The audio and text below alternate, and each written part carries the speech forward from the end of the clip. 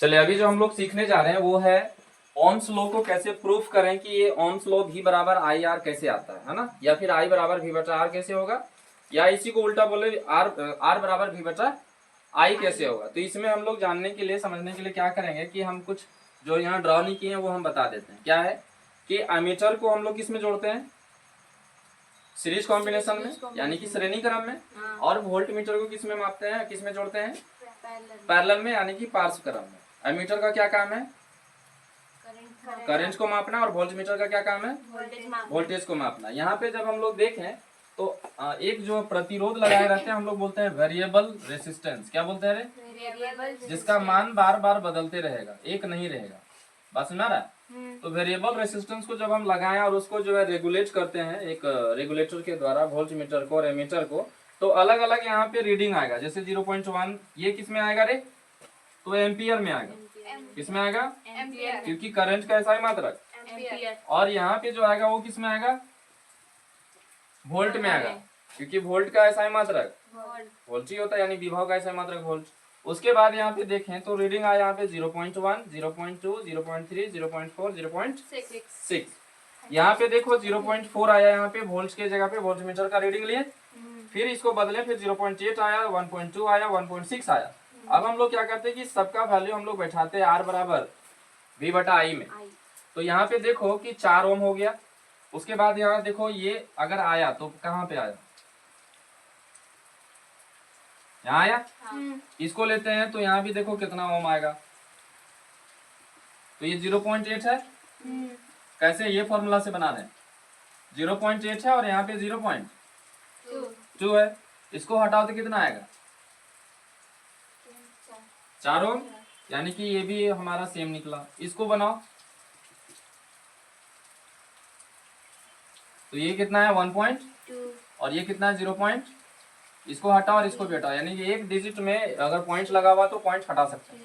तो 3 चौक कितना हो गया, 12 हुआ। कितना आया, 12, यानी 4 ओम आया ना। चलो इसको भी देखो 1.6 है, और यहाँ पे भी ये हमारा हमको लग रहा है कि 0. अच्छा ये है ना, ये हटा दिए हैं। 0. क्या है, 4 सर 5 है, ये नहीं 5 नहीं तो 5 लेंगे ना। यहाँ पे 0.5, पहले 4 वाला देखेंगे ना। तो यहाँ पे 1.6 और 0.4, तो 1.6 हो गया और यहाँ पे 0. इसको हटा दिया और ये कट गया, तो कितना में कटेगा, 4 तो देख ले कि यहाँ पे सारा का सारा क्या आ रहा है, एक जैसा आ रहा है। अब जब यहाँ से लाइनिंग खींचेंगे तो एकदम सीधा खिंचाएगा। क्या खिंचाएगा, सीधा। तो ये जो सीधा लाइन जा रहा है इसका मतलब है कि जो कांस्टेंट है वो सही है, और ये ओम्स लॉ को प्रूफ करता है। क्या करता है, प्रूफ करता है ओम्स लॉ। बात समझ में गया। तो ये था हमारा ओम्स लॉ कैसे प्रतिपादित होता है। ठीक, नोट करो।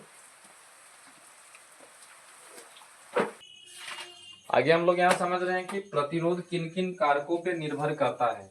क्या समझ रहे हैं, प्रतिरोध जो है कोई भी चालक का प्रतिरोध किन किन कारक पे निर्भर करेगा।